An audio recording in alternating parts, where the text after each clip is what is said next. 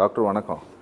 Doctor, நீங்கள் எவ்வளோ வீடியோவை நீங்கள் நீக்கியிருக்கீங்க, சேனல்ஸை நீக்கியிருக்கீங்க அப்படின்ட்டு கேட்டதுக்கு 2026ஆம் ஆண்டு இந்த வருஷத்தில் மட்டும் 2,74,000 குழுக்களை நாங்கள் சேனலை நாங்கள் நீக்கியிருக்கோம் அப்படின்ட்டு பிபிசிக்கு இவங்க சொல்லியிருக்காங்க. சரியா?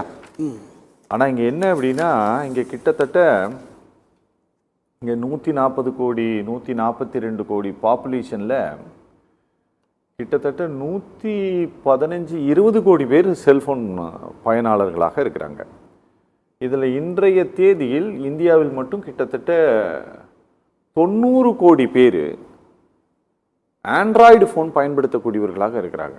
ஆண்ட்ராய்டு ஃபோன் இவங்க மேக்சிமம் எல்லாருமே இன்ஸ்டாகிராமை யூஸ் பண்ணுறாங்க. டாக்டர், இவங்க அபிலாஷா சொன்னது போல் நீங்கள் ரொம்ப ஃபேமிலியாக இதை எடுத்து டெலிகாஸ்ட் பண்ணுறாங்க.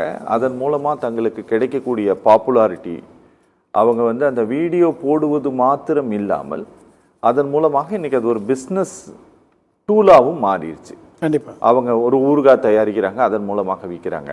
சரியா? ஒரு புடவை விற்கிறாங்க, குழந்தைக்கு ஒரு ட்ரெஸ் போடுறாங்க, விற்கிறாங்க, குழந்தைக்கு ஒரு தோடை மாட்டி விடுறாங்க, அதை வச்சு விற்கிறாங்க. இது இன்றைக்கி ஒரு பெரிய வர்த்தகத்தில் பொருளாதாரத்தை ஈட்டுவதற்குண்டான ஒரு வழித்தடமாகவும் மாறிடுச்சு. யாரோ சிலர் இதை மிஸ்யூஸ் பண்ணுறாங்க அப்படிங்கிறதுக்காக இந்த மொத்தமுமே மிஸ்யூஸ் அப்படிங்கிற ஒரு முடிவுக்கு வரலாமா? 100% வரலாம். எப்படி அப்படின்னா, இதுவே பார்த்தீங்கன்னா இப்போ இந்த 3 பேர் பேசினாங்களே, Karthikeyan sir, Dhanasekaran sir, Abhilasha madam, நான் அது ஓவர் வியூவாக தான் நான் பேசுகிறேன். எப்படின்னா, இன்றைக்கி இன்ஸ்டாகிராம்ங்கிறது ஒரு பெரிய ரிவார்ட் சைக்கிளாக மாறிடுச்சு. அதில் என்னென்னா ரிவார்டுனா உங்களுக்கு தெரியும், ஒரு பரிசளிப்போ அல்லது வெகுமதிப்போ அல்லது தன்னை ஒரு பெரிய அளவில் காட்டிக்கொள்வதோ. நான் ஃபேமஸ் ஆகிட்டா, என்னை அடையாளப்படுத்திட்டா பெரிய விஷயமாக செய்கிறோம். எல்லாமே பண்ணாமல் இல்லை, ஆன்லைனில் பிஸ்னஸ் பண்ணுறது ஓகே தான். ஆனால் ஒரு எப்பேற்பட்ட காரியங்களை அது ஆன்லைனில் நம்ம பண்ணுறோம்.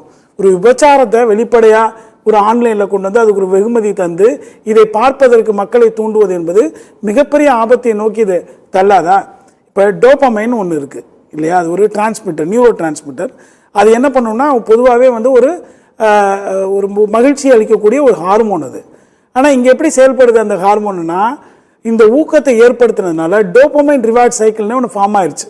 ஓகே இல்லையா? இப்போ அது என்ன ஆயிடுச்சுன்னா, தன்னை வெகுமதிக்க இப்போ ஒரு ரீலை பார்க்க ஒருத்தர் ஆரம்பிக்கிறார் அப்படின்னா, அப்படியே போய் போய் போய் போய் 1 மணி வரையும் தூங்காமல் போயிடுறாரு.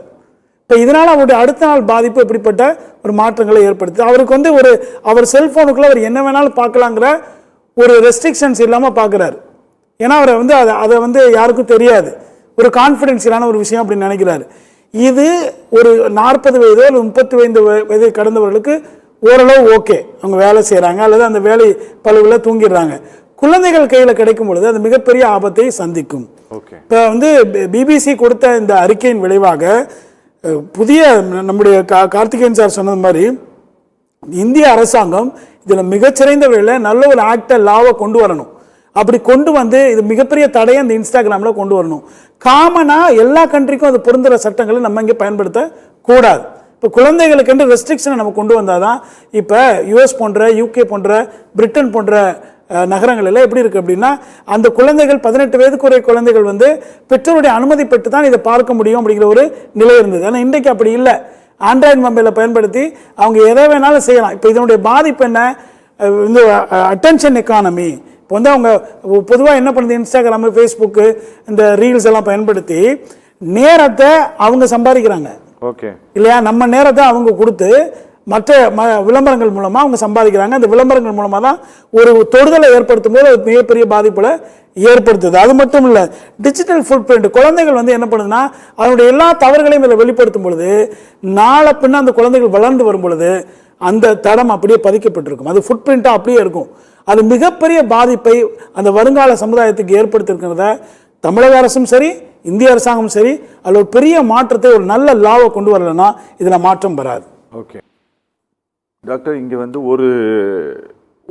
ஒரு வழக்கு தொடுக்கிறோம் அப்படின்னா அந்த வழக்குக்கு லிங்காக இருக்கக்கூடிய பல நீதிமன்றத்தினுடைய பல தீர்ப்புகள், அந்த தீர்ப்புகளில் சொல்லப்பட்டிருக்கக்கூடிய சில குறிப்பிட்ட பேராவை மட்டும் எடுத்துக்குவாங்க. சரியா? இன்னைக்கு இந்த கேஸில் சர்வ நிச்சயமாக சமீபத்தில் ஜஸ்டிஸ் கொடுத்த ஜஸ்டிஸ் பர்திவாலா மகாதேவன் பெஞ்சு கொடுத்த ஆர்டர் வந்து கண்டிப்பாக இதுக்குள்ளே இது ஒரு வேளை கேஸாக மாறுனதுன்னா இது கண்டிப்பாக வரும். சரியா? இப்போ இது என்னதான் இவங்க சம்மன் கொடுத்துருந்தாலும் இதில் வந்து ஒரு பெரிய சீரியஸான நடவடிக்கை எடுப்பதற்கு வாய்ப்பில்லை அப்படிங்கிற மாதிரி தான் இவர் கார்த்திகேயன் சொல்கிறாரு. வாய்ப்பில்லை அப்படின்னா இது என்ன ஆகும்? வாய்ப்பில்லைன்னா அதிகமாக பயன்படுத்தப்படும். அவ்வளோதான். உதாரணத்துக்கு 2022 எம்டிபின்னு சொல்லுவாங்க, அதாவது மெடிக்கல் டெர்மினேஷன் ஆஃப் ப்ரெக்னன்சி ஆக்ட்னு. 2022க்கு அப்புறம் என்ன சொல்லிட்டாங்கன்னா 18 வயசு பெண்ணு சம்மதத்தோட மட்டுமே அந்த கருவை கலைச்சிக்கலாம். அதாவது இந்த மெடிக்கல் ப்ராக்டிஷனரில் அவங்களோட கரெக்டான ப்ராக்டிஷனரோட அவசரமாக இது வந்து பண்ணிக்கலாம் அப்படின்ட்டு. அதுக்கு முன்னாடியெல்லாம் இதெல்லாம் இருந்ததுனால ரொம்ப ரொம்ப பெர்ஃபெக்டாக இருந்தது. ஏன்னா ஒரு 18 வயது பெண் கர்ப்பம் அடைஞ்சால் அப்படி ஈஸியாக வந்து டெர்மினேஷன் பண்ண முடியாது, மெடிக்கல் டெர்மினேஷன் பண்ண முடியாது அந்த ப்ரெக்னன்சியை.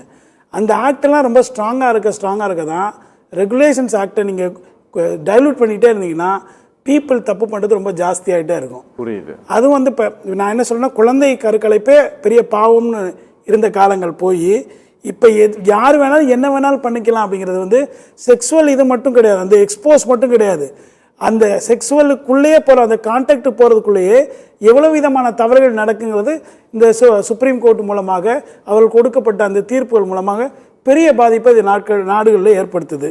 அப்படிங்கிறதுனால சிறிய குழந்தைகள் கூட இன்றைக்கு அதிகமாக ஆண்ட்ராய்டு மொபைலை பயன்படுத்துகிறாங்க. கோவிடுக்கு அப்புறம் தான் இது ரொம்ப ஜாஸ்தியாகிருச்சு. ஏன்னா அவங்களுக்கு ஃப்ரீடம் ஆயிடுச்சு. இப்போ நீங்கள் சாதாரணமாக நீங்கள் பஸ்ஸுலையோ ட்ரெயின்லையோ ட்ராவல் பண்ணும்போதே பார்க்கலாம், குழந்தைகள் அதிகமாக ஃபோனை கொடுத்தா தான் அமைதியாக இருக்குன்னு கொடுத்துட்றாங்க. அதுக்குள்ளே இப்போ என்ன பார்க்குதுன்னு நமக்கு தெரியலை. அது தனி அறைகள் இருக்கக்கூடிய குழந்தைகளுக்கு என்ன வேணாலும் அவங்க செஞ்சுக்கலாம், அந்த ஃப்ரீடத்தை நம்ம கொடுத்துரும். ஏன்னா நமக்கு தெரியாத பல விஷயங்கள் குழந்தைகளுக்கு தெரியுது. இப்போ என்னுடைய மகனுக்கும் மகளுக்கும் இருக்கக்கூடிய அந்த மிகப்பெரிய இன்ஸ்டாகிராம் அறிவு கூட எனக்கு கிடையாது. அதை எப்படி நம்ம பயன்படுத்தணும், நிறைய அளவில் அதை இப்போ படிப்புக்கும் சரி, நம்ம சொன்ன மாதிரி இந்த டோப்பமைன் சொன்னோம் இல்லையா, ரிவார்டு சைக்கிளுங்கிறது, இது என்ன பண்ணணும்னா ஒரு தாழ்வு மனப்பான்மையை ஏற்படுத்தும். இவங்க போடுற அந்த வீடியோ மூலமாக இந்த செலிபிரிட்டிஸ்ன்னு இன்ஃப்ளூயன்சர் எல்லாம் சொல்கிறாங்கல்ல, அதெல்லாம் எனக்கு பெரிய உடன்பாடே கிடையாது.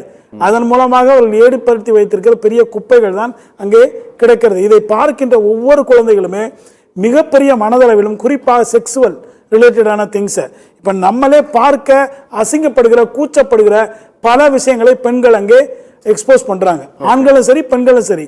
இதில் யார் செஞ்சாலுமே அவர்கள் மிகவும் தண்டிக்கப்பட வேண்டியவர்களாக கருதி அவர்களுக்கு அந்த ஒரு பெரிய லா கொண்டு வந்தால் மட்டும்தான் மிகப்பெரிய ஒரு மாற்றத்தை நம்ம இந்திய தேசத்தில் ஏற்படுத்த முடியும்.